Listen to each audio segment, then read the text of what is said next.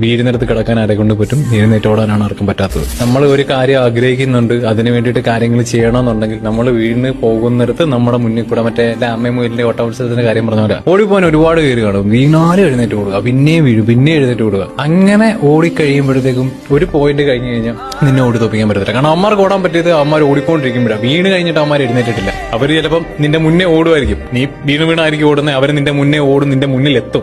At some point ആ finishing പോയിന്റിന്റെ അടുത്ത് അവർക്ക് കിട്ടുന്ന ഒരു അടിയിലായിരിക്കും അവർ വീഴുന്നത്. അവിടെ നിന്ന് അവർ എഴുന്നേക്കത്തില്ല. പക്ഷെ നീ വീണ് വന്നവനാ, നിനക്കതൊരു പ്രശ്നമല്ല.